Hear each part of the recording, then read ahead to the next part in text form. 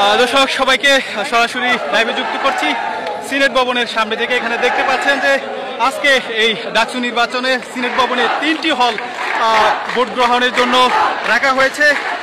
বিজয় 71 হলের ভোট কেন্দ্র এখানে, মহসিন হলের ভোট কেন্দ্র এখানে এবং স্যার AF রহমান হলের ভোট কেন্দ্র কিন্তু এখানে।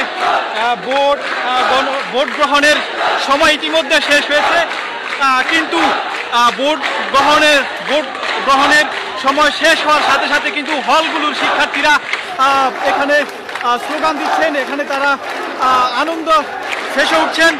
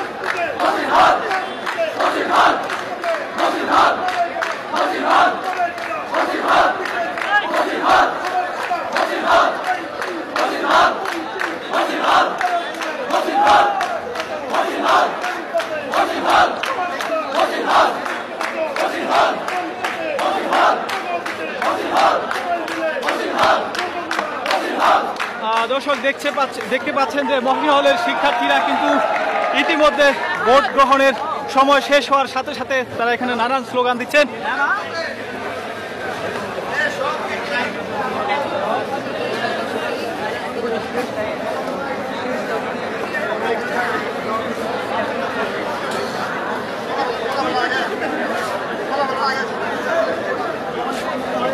সেজন্য আপনার উল্লাস স্লোগানের মাধ্যমে সেই উল্লাস প্রকাশ করেছে। আপনার নাম?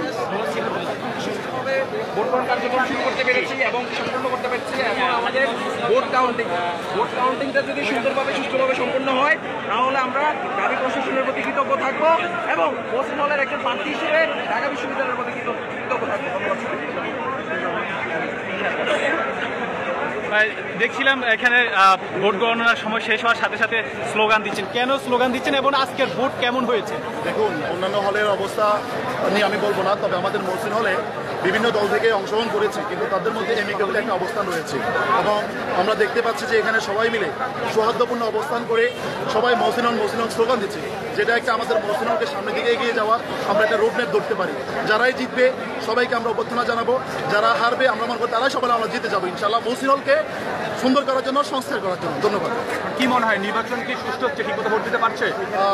বিভিন্ন আমাদের এখানে যেমন দেওয়া হয় নাই সুষ্ঠুভাবে আমরা নির্বাচন ভোট সবাই দিয়েছে, তবে কিছু জায়গায় কিছুটা ত্রুটি আমরা দেখতে পেয়েছি, তবে ইনশাল্লাহ সামগ্রিকভাবে ক্যাম্পাসের সুস্থভাবে নির্বাচন হয়েছে।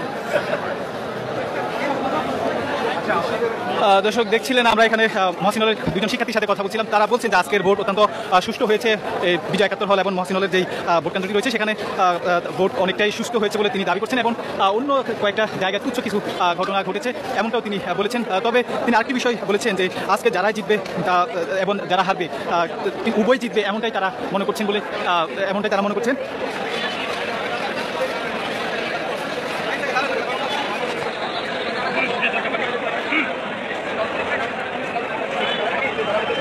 শিক্ষার্থীদের একটাই চাওয়া যে তারা যেন শিক্ষার্থীদের হয়ে কাজ করে, কোনো রাজ্য থেকে এজেন্ডা এখানে বাস্তবায়ন করা না, সেখানে শিক্ষার্থীদের চাওয়া হল রুম কোন রুম থেকে আরও যে আনুষঙ্গিক যে সমস্যাগুলো আছে সেগুলোকে সমাধান করা এবং শিক্ষার্থীদের জন্য একটা সাউন্ড এনভায়রনমেন্ট তৈরি করা হচ্ছে, তাদের কাছে আমরা তৈরি করি।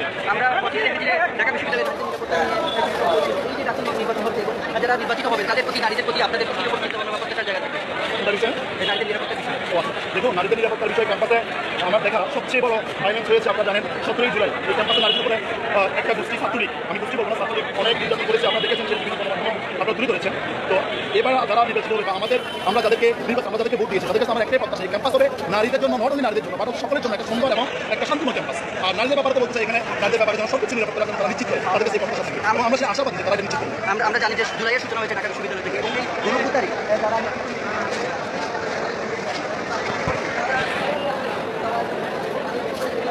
দর্শক দেখতে পাচ্ছেন যে ঢাকা বিশ্ববিদ্যালয় কেন্দ্রীয় ছাত্র সংসদ নির্বাচনের ভোট গণনা ভোট গ্রহণ শুরু হয় সকাল 8টা থেকে এবং সেটি ইতিমধ্যে বিকেল 4টায় শেষ হয়েছে।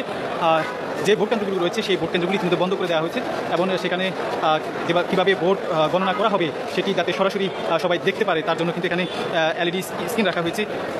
সেই স্ক্রিনের মাধ্যমে ভিতরে কীভাবে ভোট গণনা হচ্ছে সেটি বাহির থেকে যারা অপেক্ষমান ভোটার রয়েছেন এবং প্রার্থী রয়েছেন তারা সরাসরি দেখতে পাবেন।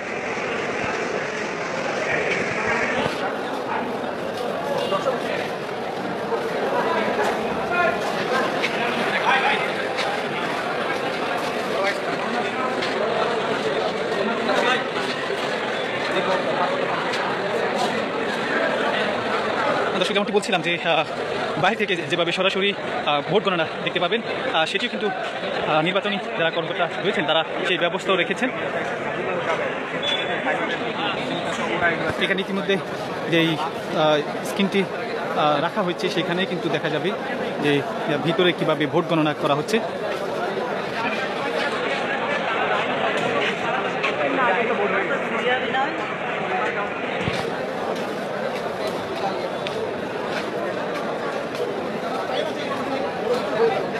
দর্শক আরেকটি বিষয় জানিয়ে রাখি, এই সিনেট ভবনে কিন্তু 3টি ভোট কেন্দ্র রয়েছে, ভোট কেন্দ্র রয়েছে।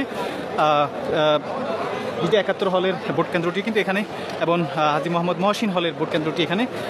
এরপরে কিন্তু আরেকটি রয়েছে যে স্যার AF রহমান হল, সেটিও কিন্তু এই সিনেট ভবনের নিচতলায় স্থাপন করা হয়েছে। অর্থাৎ যেই 3টি ভোট কেন্দ্র এখানে ছিল সেটি কিন্তু ভোট গ্রহণের সময় শেষ হওয়ার সাথে সাথে বন্ধ করে দেওয়া হয়েছে।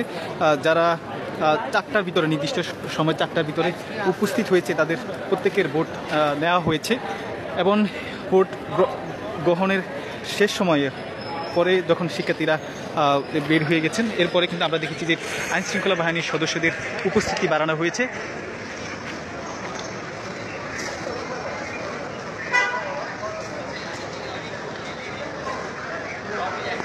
দেখতে পাচ্ছেন যে এখানে আইনশৃঙ্খলা বাহিনীর ব্যাপক উপস্থিতি রয়েছে যাতে অনাকাঙ্ক্ষিত কোনো ঘটনা না ঘটে, সেটিকে কেন্দ্র করে এখানে আইনশৃঙ্খলা বাহিনীর সদস্যদের উপস্থিতি বাড়ানো হয়েছে। এবং আজকে এই ঢাকা বিশ্ববিদ্যালয় কেন্দ্রীয় ছাত্র সংসদ এবং হল সংসদ নির্বাচনকে ঘিরে বিশ্ববিদ্যালয়ের সমস্ত প্রবেশপথগুলো কিন্তু চেকপোস্ট বসানো হয়েছে। অর্থাৎ সর্বসাধারণ অন্যদিন যেভাবে চলাচল করতে পারত আজকে সেটি একেবারে বন্ধ করে দেওয়া হয়েছে। গতকাল রাত থেকে মূলত এটি হয়েছে। এই ঢাকা বিশ্ববিদ্যালয়ের যারা শিক্ষার্থী এবং যারা সাংবাদিক রয়েছেন এবং যারা শিক্ষক কর্মকর্তা কর্মচারী রয়েছেন তারা নির্দিষ্ট পরিচয় প্রকাশ করার পরে কিন্তু ভিতরে প্রবেশ করতে পেরেছে। এমন 8টি স্পট নির্ধারণ করা হয়েছে, সেই 8টি স্পটে কিন্তু বিপুল সংখ্যক আইনশৃঙ্খলা বাহিনীর সদস্যদের উপস্থিতিতে নিরাপত্তা জোরদার করা হয়েছে। সেই সকাল থেকে এখনও পর্যন্ত এই আজকের ঢাকা বিশ্ববিদ্যালয় কেন্দ্রীয় ছাত্র সংসদ নির্বাচন এবং হল সংসদ নির্বাচনে তেমন কোনো বিশৃঙ্খলা ঘটেনি, 2-1টি ছাড়া।